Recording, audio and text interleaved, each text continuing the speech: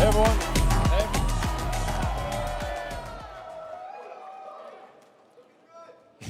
All right, welcome to Sparks, Nevada, site of the Tesla Gigafactory and our Tesla semi-truck factory as well. So, yeah, I can't believe it's been 5 years. We unveiled the Tesla Semi 5 years ago. It's been a lot that's happened since then, to say the least.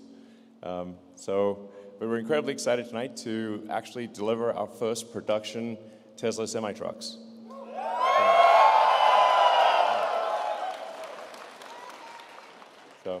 And it's right next door to the Giga Nevada, our Gigafactory here, which produces the most number of battery cells in North America.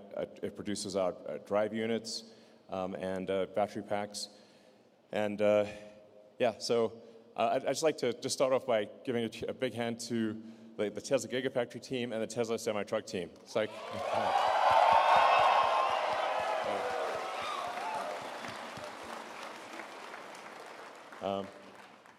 I think you've had a chance to tour the production line, so cool, right? Yeah, we're looking forward to actually delivering our first production trucks to PepsiCo. So this is going to be fantastic. Yeah, and also a huge thank you to all of our other customers. I mean, a lot's happened in the last 5 years, and our customers have been super loyal and supportive and stuck with us and been a huge part of our development, and we're excited to show everything that we've been doing off to everybody tonight. Yep. Great, so let's get started. Yeah, so, yeah, sorry for the delay. It's been like sheer amount of drama between this last 5 years ago and now is insane. A lot has happened in the world, but here we are, and it's real. So.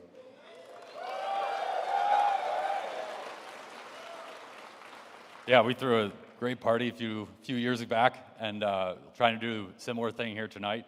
And Tesla's been growing like crazy. I mean, everybody here has been contributing towards the growth and unveiling awesome products and really scaling us to the point that now we can actually work on semi, and we're really excited to do that. But we've been working a little bit on the background, close to the chest, right level of priority, but made a lot of progress, incorporated a lot of things that we're going to talk about. And at the end of the day, we have not wavered from our mission to build the most compelling, greatest Class 8 truck in history. So we're going to keep putting our foot forward to do that, and yeah, it's pretty awesome.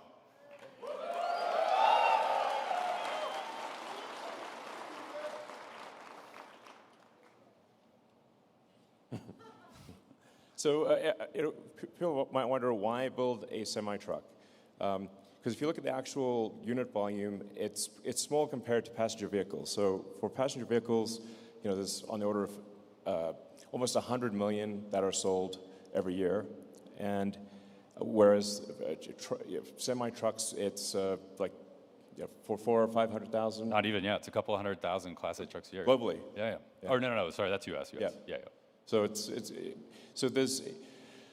the U.S. there's like 15 million passenger vehicles and a couple 100,000 semi-trucks. So it seems like a small percentage, but it's actually 20% of U.S. vehicle emissions because you've got a huge vehicle and it's being driven all the time. So when you factor in the number of hours driven and the weight that it's carrying, it's actually, although it's only 1% of vehicle production, it's 20% of vehicle emissions. And it's over a third of all the particulate emissions.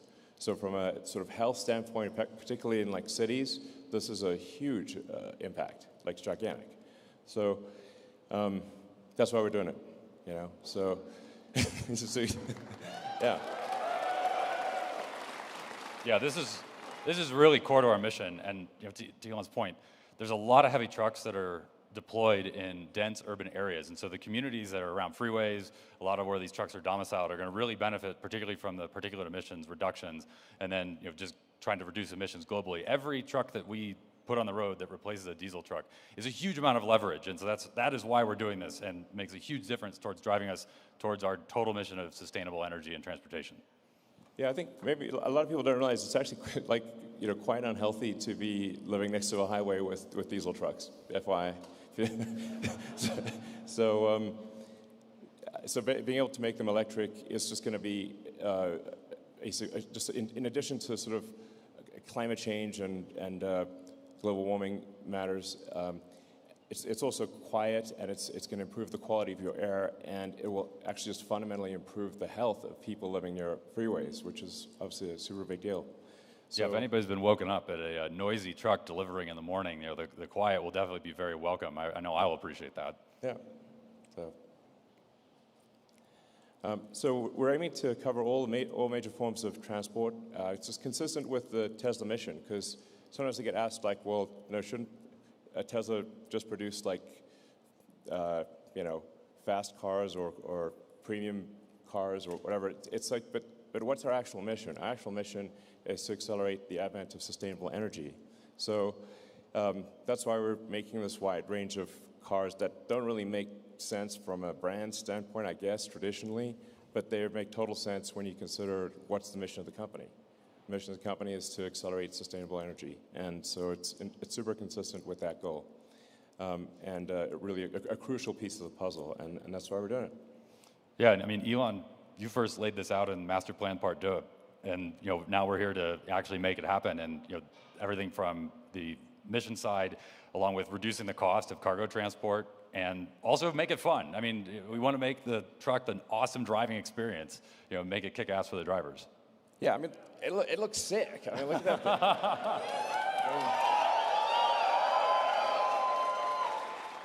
I mean, you want to drive that. I mean, that thing looks like it came from the future. It drives like it's like driving a Tesla, literally.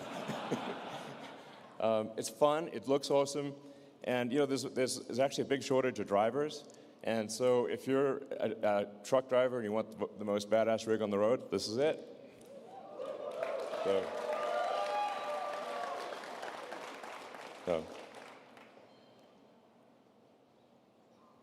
Yeah, that's it. It's a beast. At Tesla, we don't make slow cars. We don't make this. This thing has crazy power relative to a diesel truck. Actually, especially if you're not towing anything, you could zip around like it looks crazy. Basically, it looks like an elephant moving like a cheetah. It doesn't look right, frankly. But this is not sluggish in the least. It's fast. It's fast to accelerate. It's fast to brake. It's really a step change improvement in what it's like to drive a semi-truck. Yeah, when we've got three times the power. 3 times the power than any diesel truck on the road right now. So you got all the work, all the power you need to get the job done. But the other reason that it's a beast is because it's also efficient. And you can go 500 miles on a single charge on one of these things. So it's the mix of those two that this is why this is a game changer. And what's awesome is both of those are enabled by our new 1,000-volt powertrain, which is the first vehicle that we're doing with that. And don't worry, there'll be some more vehicles coming with that. But this is going to be a game changer because of all the awesome innovations that have happened, behind the scenes and under the hood, so to speak. Cool. Yeah. So we're obviously leveraging a ton of stuff that we've already done. So we've got it's now probably 51 billion miles driven. I don't know. There's more every day. So we're using our existing drive units, power electronics, infotainment, our super efficient heat pump, HVAC system, and state-of-the-art inverters. So we're able to leverage the existing powertrain and elements that are already made at volume in order to achieve extreme efficiency of cost and capability. So. Yeah, and it also means we get to leverage all the reliability that the active car fleet is doing. So we're accumulating all these miles, getting a ton of demonstrated learnings into the field, and we're going to go and put all these trucks into the world and get a lot of learnings as well, but we're coming off of a great launching pad with everything that's done in the rest of our products already. And it's also enabled because Tesla's got this full vertical integration on the software and the hardware side. So the teams that are working together to put all that together into one package, this is a huge win for all of our products, but particularly Semi. Lots of hardcore testing. So, one of the things about a commercial truck is that the reliability has to be extremely high. So it's got to be running continuously, can't break down. It's got to handle every kind of weather. Uptime is super important for any kind of semi-truck. So we've tested durability in every kind of weather, every kind of environment. I mean, you could, yeah. Yeah, I mean, so even just, we've driven Donner, we'll talk a little bit more about that in a moment, but we've been through hot, cold, snow, rain. We've been putting this thing through all its paces in the lab as well as in the real world. You know, the simulation team has been doing an incredible job of being able to scale all of that, you know, in the virtual side. And the other thing is that we're going to take these and we're going to put our money where our mouth is. And we're going to put these on into our own fleet, into our own supply chain. And we're going to use this to transport goods between our factories and our suppliers, because we believe in it, not just from a mission perspective and a cost perspective, but because we want to close that feedback loop. We got to get that learning as fast as we can. We want it straight from the drivers, we want it straight from the service techs that are working on it. We're going to take all that data that's coming in and continue to refine the product and make it better, just like we do on the car side. Yeah, exactly. So to be clear, like these semi-trucks are running 24/7 between Sparks, technically in Sparks, not Reno, but most people will think of it as Reno Sparks, and Tahoe. And yeah, this is technically called the Tahoe Reno Industrial Complex, or TRIC. Now there's an interesting backstory about why it's called that. Very. Yeah. So, anyway, Tesla are using the trucks continuously day and night between here and Fremont and back again. Is going to be a great test of the vehicle and will give us a great feedback loop for continuing to improve the product. So my click is sort of not working. Anyway. There we go. All right. So yeah, we've got a tri-motor powertrain system. So we're using the carbon overwrap sleeve. So essentially, we're using the plaid Model S, Model X powertrain, but we're actually enabling the two of the drive units to actually disconnect. So that they're not free spinning, so the efficiency is actually much greater in cruise. Yeah, this is really unique. I mean, we're going with a tri-motor system. One of them is constantly engaged, so that's for maximum efficiency. You're getting on a highway, that's doing the bulk of the work, and it's operating at the peak efficiency point of the entire drivetrain. And then the other two units are for torque and acceleration. So when the driver needs it to get their job done, whether that's getting out of a loading dock or it's on the road, they need to pass somebody, you're tackling a grade, you have the torque and power to do it. And the cool thing is that these are clutched automatically, so no driver input needed, but it's also seamless. So the highway efficiency unit is cruising along doing its thing, and if the driver puts their foot to the floor, the torque unit spin up, clutch engages, and takes over, and it does all of that before we've maxed out the torque on the efficiency unit, so it's completely smooth. There's no turbo lag or jerkiness or anything like that, no driver input needed. It's smooth, both in terms of acceleration and deceleration for regen. It's really cool happening all behind the scenes. Yeah, I mean, what I find actually really wild about this is that you can have a truck which is 82,000 pounds. And by the way, the reason we can actually do 82,000 pounds is that there's a 2,000 pound extra that's allowed by law for electric trucks. So you get a little bit of a advantage on the weight side. But you can basically pull 82,000 pounds at cruise using, and the only thing that's doing that is a tiny little motor on one axle. Oh, that big? Well, football size maybe? Yeah, you can carry it. Yeah. Like, it's like a, I mean, you can check it in your luggage. Good luck doing that with a diesel engine. And one of those is more powerful than a diesel. Yeah. Yeah, just that one little guy is more powerful than a regular diesel engine on a semi-truck. But I find it like amazing that this enormous thing can be pulled by something that you could carry in your hands. It's like, wow, that's power density. Yep. Yeah. So yeah, and then in terms of, we're putting this to use in the real world. Yeah.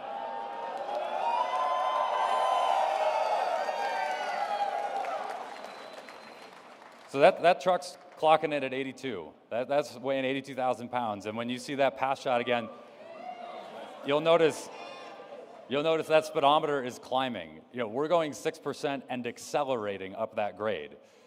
Yeah. This is where it comes in. Yeah, it's like driving a normal car, not like driving a truck. It's just that you're moving 82,000 pounds. Yeah. Yeah.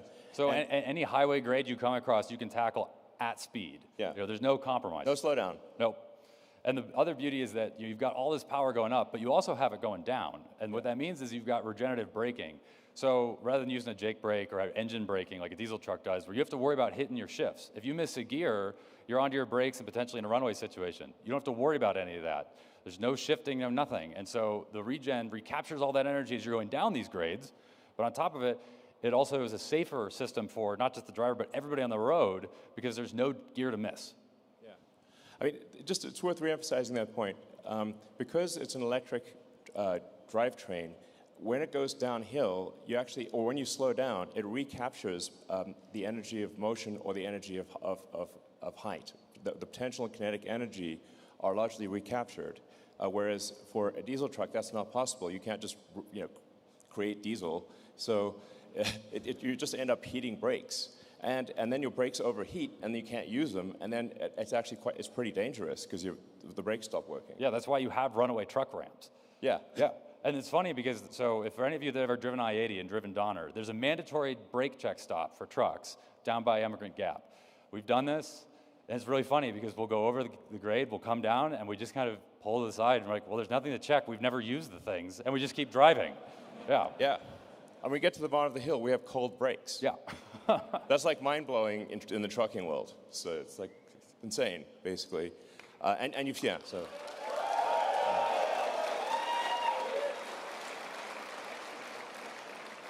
So it's really worth emphasizing that. That's a significant safety improvement for the truck driver and for other people on the road. We also have excellent traction control because the precision of an electric motor is vastly better than a diesel engine. It's sort of got like I'm trying to think of the right analogy here, but it's got the precision of like a laser printer. It's not great. It's like really precise. That's what I'm saying. And the reaction is, so it's like you don't have to worry about, traction control is awesome. It's automatically stopping the truck from jackknifing. It's doing all this safety stuff in the background that just isn't possible with regular diesel trucks. It's a step change in technology in so many ways. Yeah, and the tight integration with the software team that we have here really makes that happen because it means that we can take all that, the precision, and actually put it to use. It's not some tie-in of some third-party powertrain. No, this is all in-house. As we do this really neat chassis control work at the brake level, the traction control level, we integrate with our total stability control system and make sure that the driver has a lot of confidence, but also has everything they need to stay on the road. It's a really nice, neat integrated package overall in terms of software and control, and it's totally seamless to the driver, and it'll be a game changer in terms of safety. Yeah.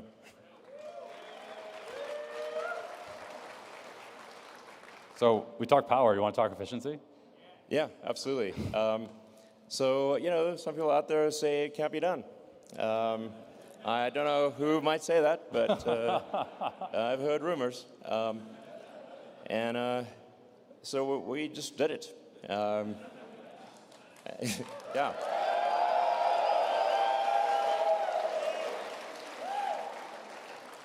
And we're going to post the whole video unedited on YouTube.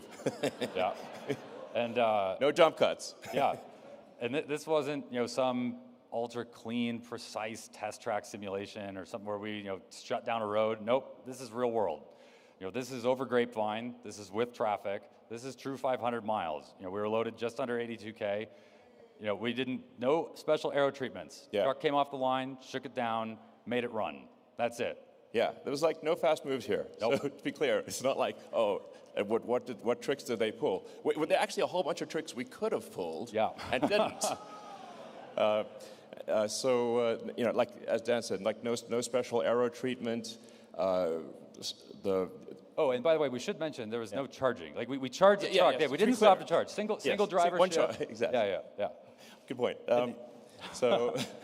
Minor detail. Yeah. So it's not like 500 miles like with no load, with special aero and special everything. It's like fully loaded, going from the Bay Area. We actually had to like go a bit north to get to actually add to get to 500 miles because you get LA to the Bay Area is less than that. Well, we went all the way to San Diego here, so we stretched out on the southern end, and I mean, do you want to see on the video? I mean, Yeah. we have the proof. Absolutely. So it's only 8 hours long. So Yeah, buckle in. Don't worry, we brought lots of snacks. yeah. But yeah, standard trip. Down the 5, up Grapevine, through LA, traffic, construction. We got the bypass on the way station, but running full 80 or just under 82, full deliveries, nothing to hide. Yeah. So yeah, real world. It's He did take one restroom break for. There is a required mandatory 30-minute break within the first 8 hours of operation. Okay. Took a small restroom break, but that was it. Yep. All right. Cool.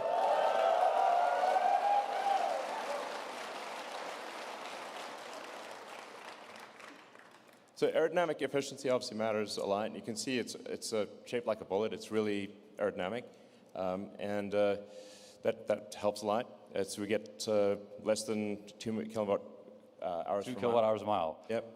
So. And that's the name of the game. Yeah. Is efficiency there. Yep. Yep. So. Yeah.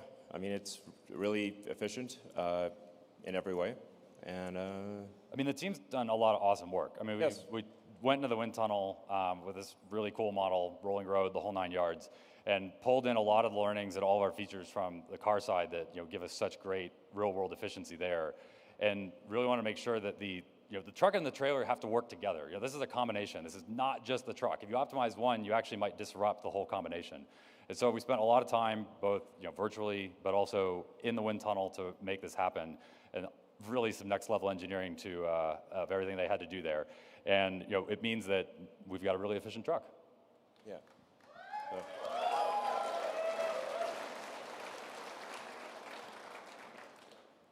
As I said, it's as easy to drive as a Model 3. So it's like with basically no training, you can drive this. You have to think bigger when you're driving it. But it's not hard to drive. It's really easy. And we put the seat in the center for max visibility. It's low floor. You can stand up in the cabin. Yeah, and that's actually like a really big deal. I mean, you're a tall guy, Elon. Like, yeah. You're able to stand up just fine. And the nice thing is that if you're a truck driver and you're out during the day and it's cold, it's snowy, whatever, you can get in and this isn't a sleeper cab. This is a day cab. You can still stand up and you can shed your jacket, put it on the wall, all in the comfort. You can put your coveralls on while in the cab. So if you have to go do a dirty job, you can do that comfortably as opposed to being out in the elements. So that's, that level of space is unheard of. And we were able to do that with some pretty innovative packaging. And on top of it, there's plenty of cargo storage, for drivers that need to bring any tools, other equipment along. And not to mention, we've got the plugins, the wireless charging, everything they need on the electronic side as well. Yep.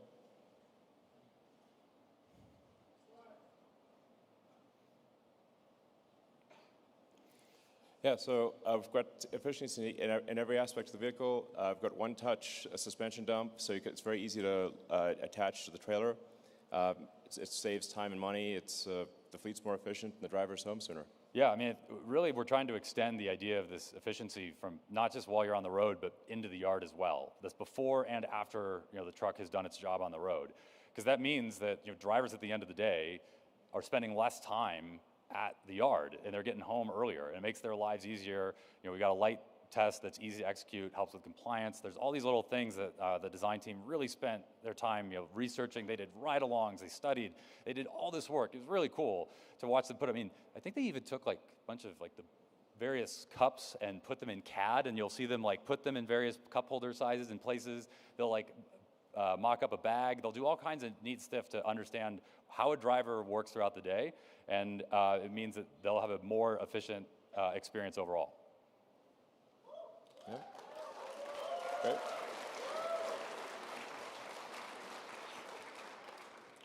Obviously, to charge a truck like this quickly, you need a high-power charger. So we developed a megawatt-class charger, as it's capable of charging at a megawatt to DC. Yeah. and it's our next generation immersive cooling, so it's liquid cooled, so you don't need like a gigantic elephant trunk of a cable. You can actually have a small cable, and that cable delivers a megawatt. Yeah, we've 3x the current density.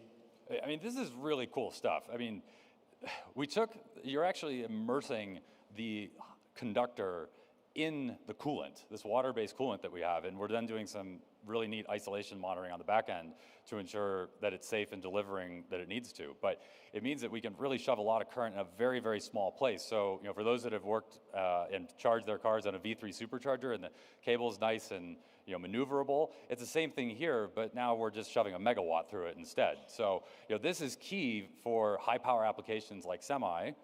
But you want to tell them, or do you want me to tell them? Yeah, I mean, it's going to be used for Cybertruck too. Yeah. So this is coming to our superchargers next year. Yeah. Yeah.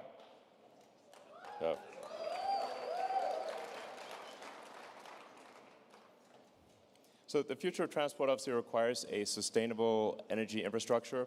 So you've got to have all aspects of the energy question answered.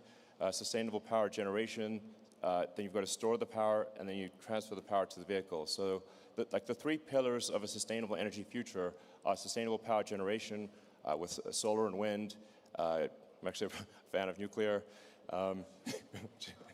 which we should support, and geothermal and many others. But things that are sustainable long-term, But things like wind and solar are intermittent, so you have to have the battery pack to store the energy, so when the wind doesn't blow and the sun doesn't shine, you still have energy. And you can also buffer the power so you're not overloading the grid with spike loads.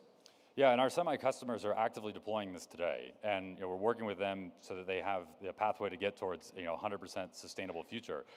But we have all of this at our disposal, commercial solar and Megapack, and the Megapack is great because not only can it do things like peak shaving or some of the other energy modulation, but it also provides a form of redundancy and backup. I mean, if we're going to ask a fleet to take on these trucks and run them, they need to ensure that they're going to be able to charge them and keep their fleet running in the event of a power outage, and that's one of the things that we can do with the Megapack on site as well.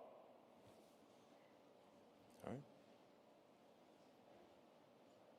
So, and first deliveries are now. Yeah.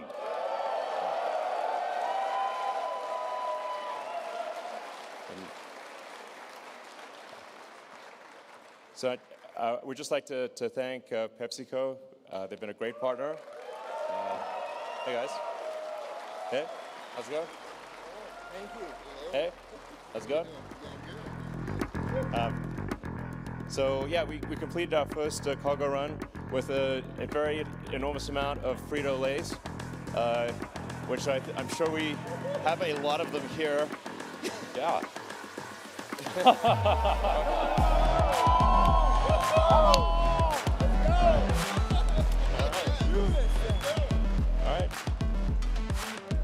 And yesterday, we were actually able to complete our first delivery, compliments of Frito-Lay. We took a truck down to their Modesto factory from here, and one of their drivers, we delivered the truck, they took it over, and they brought back a load of snacks for everybody here to enjoy tonight. Yep. So, big thanks to Kirk and Steven. Yeah. Do you guys want to say anything? Yes. Okay. All right. Look, nothing like this happens without amazing people. And so I just want to thank the people that spent countless hours to make this a reality. That's it. The people. That's it. I just want to echo, I know a lot of work went into it, and this is fantastic. We're thrilled about the delivery today, so thank you. Yeah, thanks for letting us be a part of this. Thank you so much. Appreciate you. Thank you. Yeah, thank you, Dan. Thank you so much. Yeah. All right. All right. So, thank you all. Thank you all for coming. It's been a long journey, a long 5 years, but this is going to really revolutionize the roads, and I think make the world a better place in a meaningful way. So, thank you for your support through all the years.